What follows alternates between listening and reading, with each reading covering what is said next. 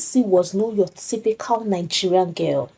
She didn't care much for the usual love stories that her friends were so into. Those ones where the boy is fresh out of school, a fine boy with all the potentials in the world, who buys you ice cream and takes you to the cinema. Yemisi wasn't here for any of that nonsense. In fact, she had spent the first years of her university life dodging the advances of all those eager single guys who were just looking for a girlfriend to show off at family gatherings. Every time one of them came to her with those wide, hopeful eyes, talking about how they could take her out for some sightseeing and normal stuff that occurs in higher institutions, her eyes would roll before they finished the sentence because to her they were just blabbing. Once upon a time, Yemisil had been naive. She had believed in fairy tales. She had been swept off her feet by a single guy named Muyiwa, a typical city boy who liked to show off. Muyiwa had the kind of swagger that could make anyone believe he was the CEO of a company, even though he was still a student just trying to figure out life. He used words like, my baby girl and my future wife, even though he hadn't figured out his own future yet. At first, everything seemed great. Muyiwa would take her to fancy spots, order expensive drinks, and post pictures of them together on Instagram. He would even send her sweet messages that made her feel like the most special girl in the world. Yemisi had butterflies in her belly and thought she had finally found the one. But then, the reality hit. One day, she found herself strolling to see the love of her life. You know how these things shock young girls now? But when she got there, she received an unexpected package. Her Muyi was on a ride with someone else. At first, Yemisi stood there in shock. She had opened the door without knocking. The smile on her face disappeared within an instant. She remembered all the sweet words he had spoken to her, all the promises, all the time he fed her, the times he buckled her sandals. If she was told by someone else that Muyiwa, her own Muyi, cheated on her, she would have called the fellow an enemy of progress. But here she was, seeing the movie all by herself. Her heart shattered into a million pieces, and she was forced to admit the boy she thought was the one was now just the one who dumped her for another girl. After that day, she made a decision. No more small boys. I am done. She wasn't about to waste her time with someone who couldn't even spare commitment, let alone act it out.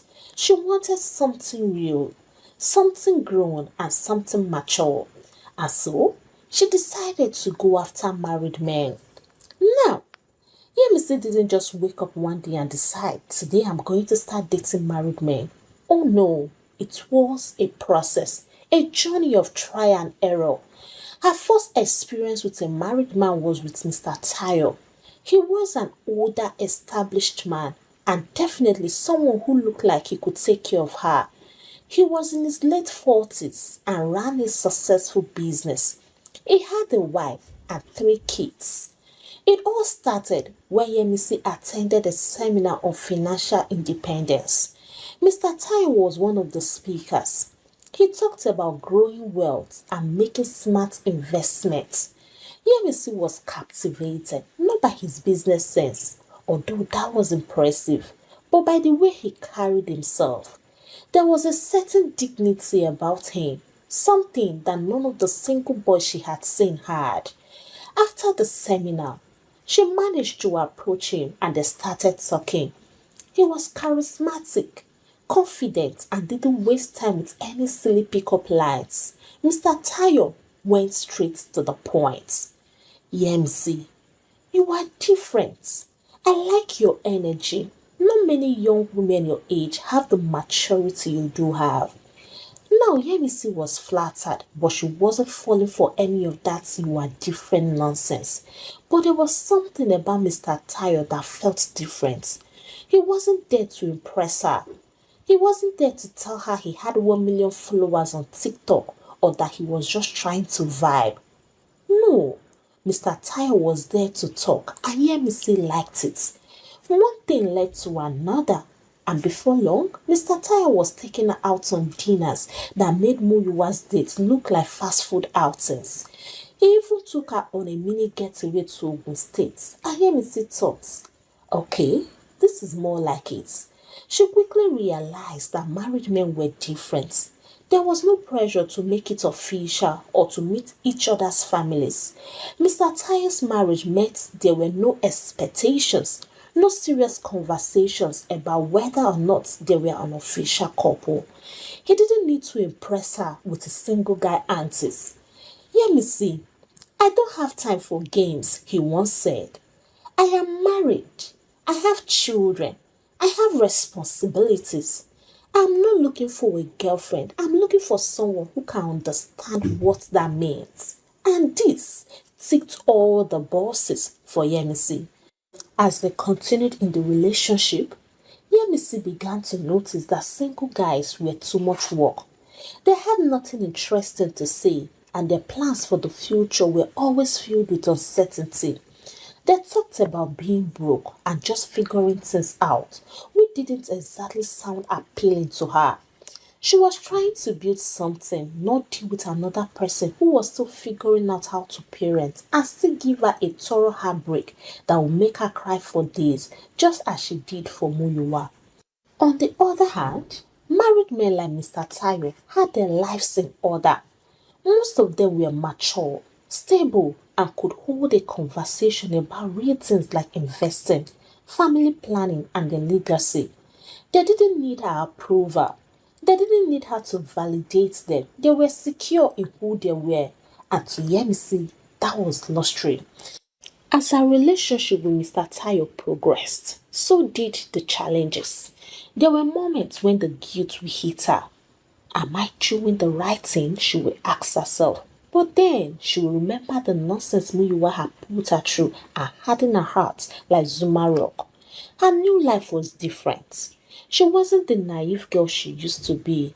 Now she had learnt the game and she was playing it like a pro. Mr. Tayo was just the beginning, but he wasn't the last. There were others, each with their own set of problems and baggage, but Yemisi had mastered the art of handling them. She didn't need to worry about a man's problem or his personal life. That's for their wives to handle. Why should I have to compete with his wife? Yemisi would often think. If she can't see what's wrong with her husband, that's her problem. I'm not here to be a builder. All she wanted was to have her fun, collect money, and live her life without the drama that came with dating single guys. And to get the kind of money she wants, she will use her influence over them. She will send texts at odd hours, asking them to come over for just a little chat. Always on the nights when their wives were busy with the kids or out of town. Her favorite tactic became the one where she kept them on their toes. She would plant little seeds of doubt in their minds about their wives. If Mr. Tayo, for example, ever mentioned a disagreement with his wife, she was quick to make him question whether he was really happy in his marriage. You are working so hard, Tayo. And for what? To come home to a woman who doesn't even appreciate you? I can't imagine how that feels. I will never treat you like that. You deserve someone who truly sees you.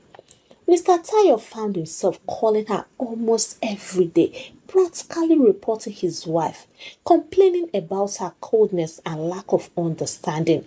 He would tell Yemisi all about his frustrations at home, how his wife didn't support his career dreams, how she was constantly too busy with the kids to care for him. Yemisi will listen intently, always giving the right amount of sympathy, but all that was for his money and it worked every time. Yemisi had him in her palm and she knew it. He started coming around more often, skipping family events just to spend time with her.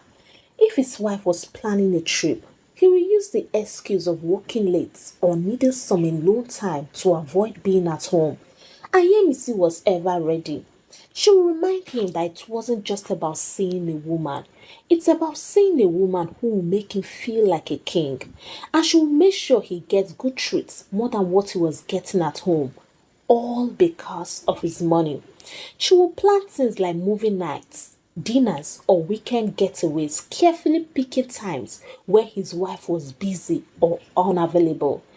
She made sure to keep all the married men she was dating at arm's length from their families, offering them everything their wives couldn't give them: attention, compliments, and of course, she did this because of their money. Within a year, she had perfected the art of being the other woman in a way that no one expected. She wasn't just a side chick. She wasn't just a mistress. She had become an important part of Mr. Tayo's life. In her own words, Mr. Tayo began to believe that he couldn't live without her, and so she did to the other men. She wasn't just dating them anymore, she was in control. The men started coming to her for advice, sharing their frustrations, asking for comfort when their marriages hit rough patches. And Yemisi gave it to them, but not without reminding them of what they were losing. One of her favorites was Mr. Okechukwu, who worked in an oil company. Mr. Okechukwu's wife, Folake, was a well-known banker, always busy with her career and climbing the corporate ladder. Yemisi noticed earlier on that Mr. Okechukwu didn't really care about Folake's work. He just wanted someone who would make him feel special. She played her part flawlessly. Whenever he called, she would listen to him complain about his wife's busy schedule and she would offer him solace. Folake, your wife, doesn't have time for you, Mr. O. You work so hard and she's out there at the office while you are alone at home, Yemisi would say sympathetically. Well, I'm always here for you in case you feel lonely. And soon enough, Mr. Okechukwu started coming around more often. He started staying over at our place where his wife was out of town for work trips. He would even bring his work over, claiming he needed a quiet place to think. As Yemisi continued with her games, she realized she wasn't just gaining their attention and affection. No, she was also collecting serious benefits. She received gifts, expensive jewelries, designer clothes, and the occasional cash transfer to take care of herself. But the real treasure wasn't the trinkets. It was the money they gave her for various needs. Each one had their own excuse for why they had to give her money. Some would say it's for her business. Someone like Mr. Tayo claimed it was to show her appreciation for all the time she spent with him, giving him comfort and understanding where he needed it most. As the money started to pile up, she didn't waste a single naira. She invested it wisely. She used it to build herself a future. She put the money in real estate, buying a small apartment in one of the more upscale areas of Lagos. She got herself a car, one of those sleek cars that always screamed thick madam, and she made sure her wardrobe was always on point, full of the latest designer brands. But you will all agree with me that this kind of life has consequences. Yemisi began to feel a certain emptiness. She had everything she wanted: attention, luxury, and men who would drop everything to be with her. But the more she controlled the situation, the more she realized that she was losing a piece of herself. She had become so obsessed with keeping these men away from their families that she had forgotten what it felt like to have a man who was truly hers. As she lay in bed one night, she started to wonder, is it really worth it? Is being the woman who separates a man from his family really worth it? She realized that she was becoming the woman she had always joked about. Rich and successful, but without a family to share it with. She had built herself an empire, but what was the point if she didn't have anyone to share it with? One morning, as she was scrolling through Instagram, she saw one of her old friends, Choma, post a picture of herself and her husband with their newborn baby. The picture was the perfect picture scene. Chioma was glowing, her husband beaming beside her, and a little bundle of joy in the middle. Yemisi paused, staring at the image for what felt like hours. See Chioma, oh. She now has everything on point. a family, stability, and love. Meanwhile, I'm still stuck in the same circle. Married men, luxurious dates, expensive gifts, yet no inner joy. I am not getting any younger. This is not life, she muttered to herself. She sat down on the couch and took a long look around her. The morning, the car, the clothes, they were all nice, but they didn't make her feel complete. She wanted more. She didn't just want to be the woman who held a man's attention for a few hours before he returned to his family. She wanted to have her own family, her own love story, something real, just the way God had designed it. In the process of avoiding heartbreak from single guys, just because of the single experience she had with Muyiwa, she had become a homebreaker. And within the close of her walls, she lived in regrets. She made up her mind. The late night phone calls, the empty promises, and dating married men had to stop. No amount of money or luxury could make up for the emptiness she felt inside. It was time to start a new chapter, one where she was just not another woman in a man's life, but a new chapter where she would be the only woman in a man's life. Weeks later, that appetite of being a side chick died. She wasn't interested in any of them again. The appetite to build a family, a life, and a future, not just with herself, but with someone who gave her that real love and stability she had once turned her back on, emerged. She wasn't looking for a knight in shiny armor, but someone who could understand her dreams, accept her flaws, and give her the love she truly deserved. She knew it wasn't going to be easy, but she was ready to find that. The first step was cutting ties with all the men she had been involved with. It wasn't easy, especially with someone like Mr. Okechukwu, who had been so persistent in calling and texting. He even tried showing up at her apartment with gifts, thinking that he could win her back, but Yemisi was firm. One evening, as he knocked on her door, she opened it and stood there, looking at him in the eye. Mr. Okechukwu, I can't keep doing this. You have a family. Please go back to them. Go and meet your wife and remain faithful to her. I need something real now, something I can call my own. Mr. Okechukwu was shocked and at the same time hurt. He tried to argue. Yemisi, you know I love you. I can leave my wife for you, just say the word. But Yemisi wasn't swayed. She knew what she wanted and she wasn't going to let herself to be pulled back into a life that is full of emptiness. I don't want to be in your secrets anymore, she said. Goodbye, Mr. Okechukwu. I wish you the very best. With that, she closed the door. And just like that, the door to that part of her life slammed shut. With her phone free of messages from married men, she felt a sense of relief. It was like a weight had been lifted off her shoulders. For the first time in a long time, she could breathe without the fear of being caught up in a lie, without the feeling that she was being used.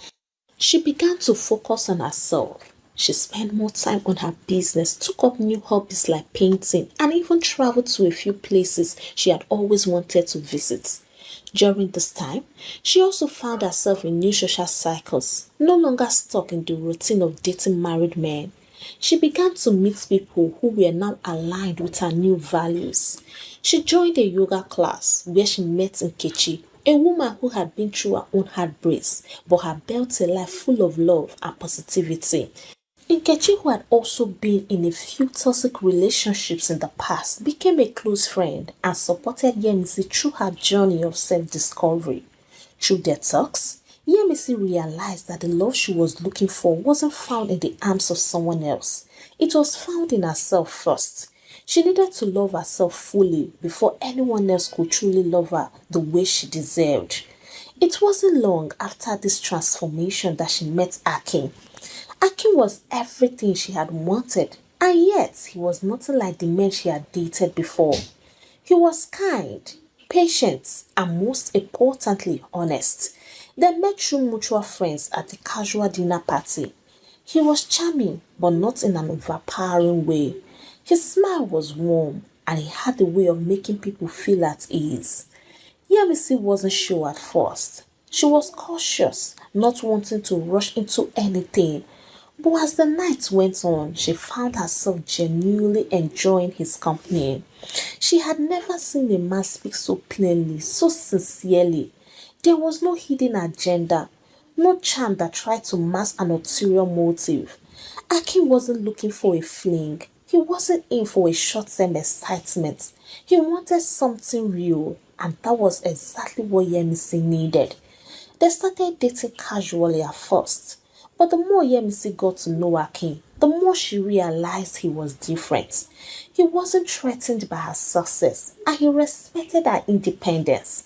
There were no power games, no trying to control the situation. They just enjoyed being together. Yemisi wasn't just in love with him, she was in love with the version of herself she had become because of him.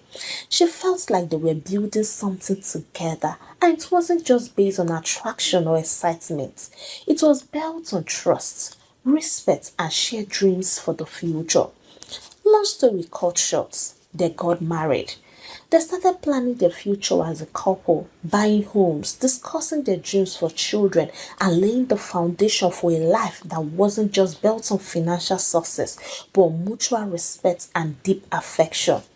To Yemisi, the life she had once lived with married men was a distant memory now. Their marriage was blessed with children. Their home was peaceful.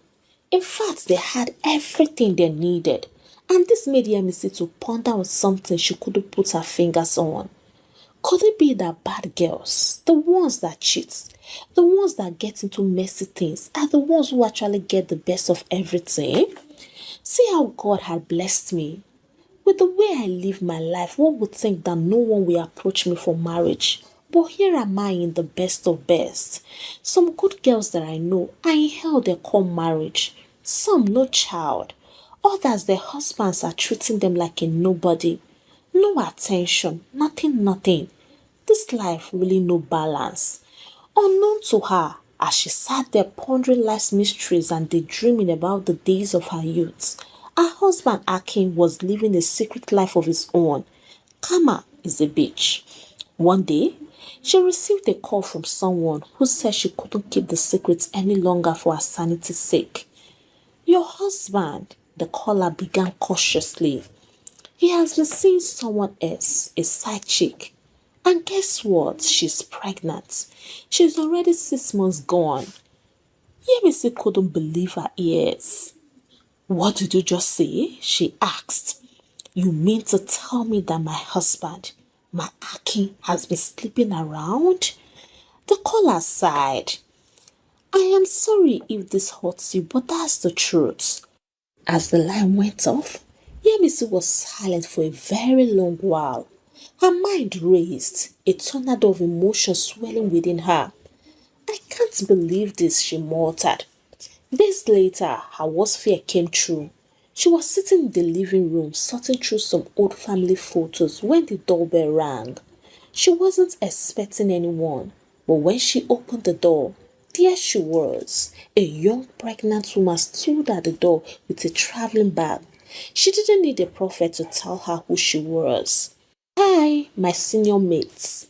I am Uche, the woman said, her voice oozing with confidence.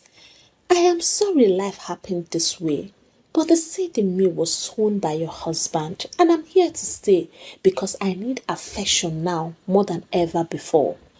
After all, the Bible says in the last days, one man will be chased by 7 women. Yemisi blinked, trying to process what she was hearing. Wait, what? You are here to stay? She couldn't help but laugh. Kill. You really think you're going to just walk into my house and take my husband? You've got a lot of nerves, I must say. Uche stepped into the house without waiting for an invitation. Oh, don't worry. Aki and I have discussed. I am not going anywhere. If you are not comfortable, then you can find a way because I know they live here. Yemisi was about to lose it, but something stopped her. She looked at Uche. the girl who was now standing in her living room and remembered all the times she had done the same thing to other women, being the side chick who tormented wives. She took their husbands' attention and stole happiness from their homes. But I didn't get pregnant, she said within herself. Okay, you want to stay? Fine. Let's see what happens next because we are not going to get what you think, she said and walked inside. Uche on her part was strong-headed. She took a room by herself. Yemisi got to her room and cried. For the first time, she felt the weight of what the women she took their husbands went through. This particular heartbreak was heartbreaking. It hit different because just few days ago she had thought she had escaped, not knowing that Kama was still looking for her house address. Akin returned back later in the evening. He apologized and called it a mistake. Akin, you called impregnating another lady and hiding it for 6 months a mistake? Akin dropped the bombshell. You are my number one and she's my number two. We can live peacefully together instead of engaging in any form of fights. This made Yemisi to lose her words. She never expected such from her calm husband. She cried until there was no strength left in her again. As days passed, Uche made it her mission to torment Yemisi. She really gave her a tough time, and Yemisi simply watched her without saying anything. She suddenly lost her words, and whatever she does, Uche must see something to correct. The woman wasn't even hiding the audacity. She had come to her home to rub it on her face. She was so particular about arranging Akin's collar whenever he wants to go to work. She simply turned into what I call oversabi housewife.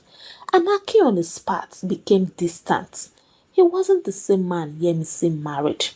But what really tore Yemisi apart was the realization that what she had done to other women, the universe was now giving her a taste of her own mercy, and it didn't feel good at all. Uche kept advancing in her shooting of trouble, and Yemisi couldn't take it anymore. She had even told her on one occasion that if she wants them to go spiritual, that she was fully ready. This made Yemisi scared. All she had built with her husband, one woman far younger than her, had come to root from it. One night, she said quietly but firmly to her husband, Akin, I am done. I am filing for a divorce. You and your new wife can have each other. My life and that of my children matters more than everything she's fighting for. Aki didn't even try to stop her because his hands were tied. The divorce process was fast and Yemisi walked away. She had learned the hardest lesson of her life. The past always catches up with you, one way or the other. When the Bible says, whatever you sow you will reap, it wasn't joking about it. Hey, African Tales by Karma Tribe, how are you all doing? For me, I am doing just fine. You will all agree with me that this is not just a story. This is a message and it has life lessons embedded in it. So please give the story a thumbs up and share out to your loved ones. And let me get to read from you in the comment section what you think about the story. Before I go today, side chicks, let's have a serious talk. We know you are out here thinking, it's just a little fling, no harm done. Well, think again. You are playing with fire and you might just burn yourself. You see, what you are doing isn't just a little fun on the side. It is wrecking homes, breaking hearts, and causing chaos that lasts a lifetime. Let me break it down for you. It is not just about you. There is a real woman involved here, sis. There is a wife at the other end of your antics. She's out there waking up every morning, handling kids, pills, cooking, and making sure everyone in her home is happy. She's building a life, a future, and holding it all together. But you chose to become a distraction, a side hustle to something she's building. That woman has been putting in years of love, care, and hard work to build her family.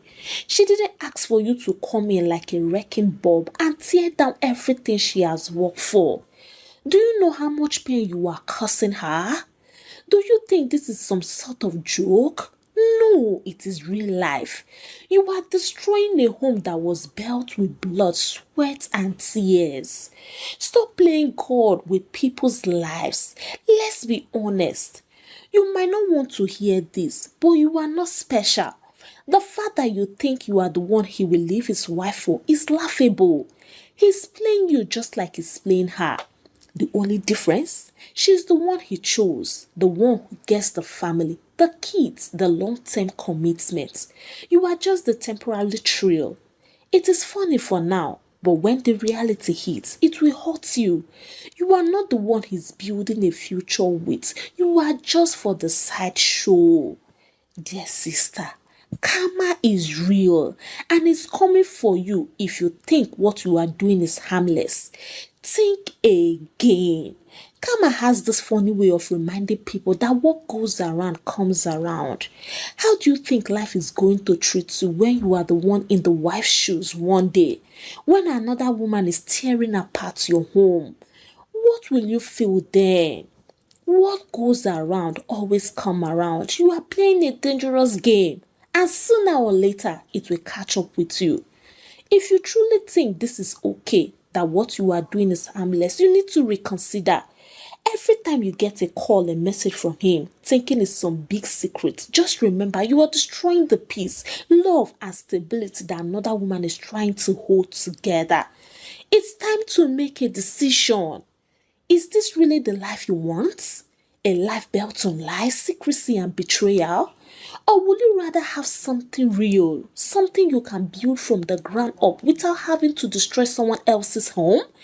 There is power in walking away from the drama and letting go of the things that don't serve you. Stop being the valiant in someone else's story. Instead, focus on building your own. Find your own happiness without dragging anyone else's life down in the process. You deserve better.